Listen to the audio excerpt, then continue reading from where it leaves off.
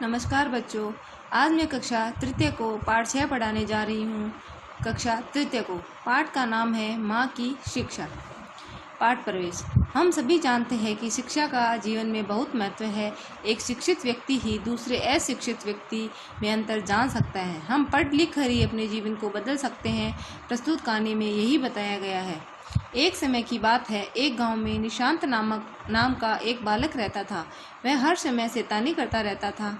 उसका मन पढ़ने में नहीं लगता था। उसे हर समय कोई न कोई शरारत सूझती रहती थी। जब उसे विद्यालय में अध्यापक से डांट पड़ती तो वह स्कूल न जाने की जिद करता। वह विद्यालय में पढ़ता कम था, अन्य छात्रों के साथ खेलता अधिक था। निशांत अपनी माँ के साथ जब विद्यालय से लौट रहा था तो उसे रास्ते में एक बस्ती में कुछ बच्चे खेलते हुए दिखाई दिए। निशांत ने अपनी माँ से कहा, माँ, ये बच्चे भी तो बिना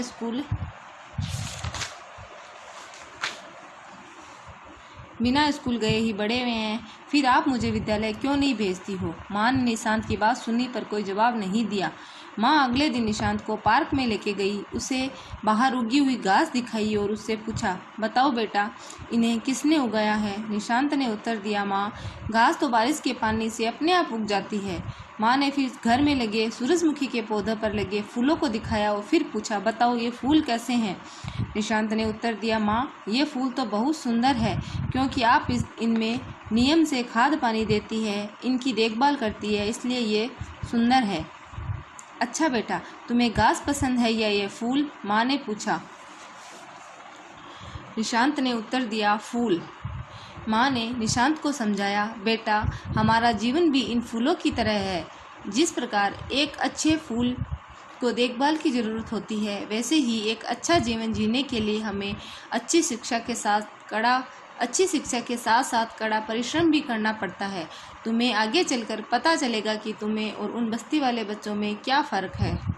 निशांत ने माँ की इस शिक्षा को समझा और उसे अपनाया। वह अब पढ़ाई में मन लगाने लगा। अब वह अपनी कक्षा में अव्वल भी आने लगा था।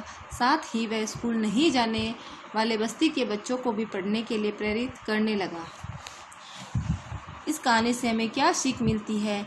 इस कहानी से हमें पढ़ाई का महत्व, हमारे जीवन में पढ़ाई का क्या महत्व है, इस बात का पता चलता है। बिना पढ़ाई के आजकल कुछ भी नहीं है। पढ़ाई से ही हमारा व्यक्तित्व है जो निखरता है।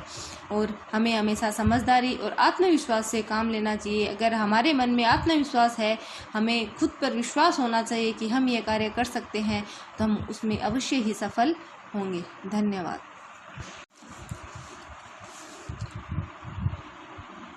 अब पाठ 6 के अभ्यास कार्य। सही प्रश्न नंबर 2, सही वाक्यों के सामने राइट या गलत के सामने गलत लगाइए। को निशांत हर समय शरारत करता रहता था। राइट। निशांत माँ से डांट खाने पर स्कूल जाने की जिद करता था। नहीं। वह विद्यालय में पढ़ता कम और अन्य छात्रों के साथ खेलता जाता था। राइट। निशांत को सूरजमुखी के पौधे बहुत सुंदर लगे। राइट। प्रश्न नंबर 3, किसने किससे कहा? ये कुछ वाक्य दिए हुए हैं। इन वाक्यों को पढ़कर हमें पता लगाना है कि ये वाक्य किसने किससे कहे। इन्हें किसने उगाया? किसने कहा? माँ ने निशांत से। ये फूल तो बहुत सुंदर है। निशांत ने माँ से। अच्छा बेटा, तुम्हें वह घास पसंद है या ये फूल? माँ ने निशांत से। फिर भाषा ज्ञान। सही स्थान पर अनुस्वार, जिसको अब हम अंक की मात्रा या अनुनासिक चंद्र बिंदु कहते हैं, लगाकर शब्द लिखिए। सुंदर, पसंद, मंगल, माँ, चांदी, गांठ। प्रश्न नंबर 2, दिए गए वाक्यों में सर्वनाम शब्दों पर गोला लगाइए। वह बहुत शैतान था। उसे कक्षा में कोई न कोई शरारत सूझती थी। ये फूल तो बहुत सुंदर है। उसका मन पढ़ने में नहीं लगता था। आप मुझे विद्यालय क्यों भेजती हो? सर्वनाम।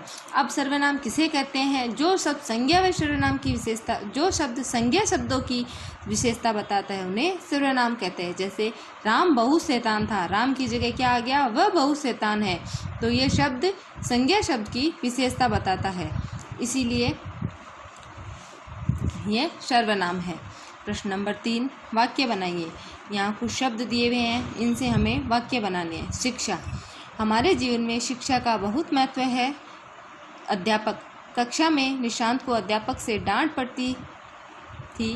विद्यालय। निशांत विद्यालय में शैतानी करता था। फूल। फूल बहुत सुंदर होते हैं। अब पाठ 6 के प्रश्न उत्तर। सबसे पहले आपको अपनी कॉपी में श्रुत लेख करने हैं, वो आपको 2 बार लिखने हैं। अध्यापक, शैतानी, सुंदर, पार्क, विद्यालय, शिक्षा, परिश्रम, महत्व, प्रेरित, बारिश, सूरजमुखी, विश्वास। फिर आते हैं शब्दार्थ। ये आपकी किताब में पेज नंबर 43 में है, जो आपको अपनी कॉपी के अंदर करने हैं। प्रश्न उत्तर 1 या 2 शब्दों में, इनके उत्तर आपको 1 या 2 शब्दों में देने हैं। निशांत कैसा बालक था? उत्तर शैतान बालक। प्रश्न नंबर 2, विद्यालय में डांट पड़ने पर निशांत क्या करता था? उत्तर स्कूल नहीं जाने की जिद। प्रश्न नंबर 3, माँ ने घास दिखाकर निशांत से क्या पूछा? उत्तर घास को किसने उगाया? प्रश्न नंबर 4, अच्छा जीवन जीने के लिए हमें किस चीज़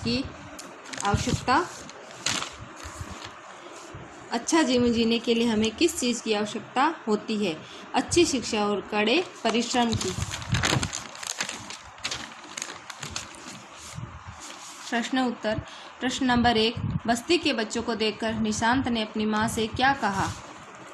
बस्ती के बच्चों को देखकर निशांत ने अपनी माँ से कहा कि ये बच्चे भी तो बिना स्कूल गए बड़े हुए हैं। प्रश्न नंबर 2, निशांत ने सूरजमुखी के पौधे के बारे में क्या कहा? उत्तर निशांत ने कहा सूरजमुखी के फूल तो बहुत सुंदर है। प्रश्न नंबर 3,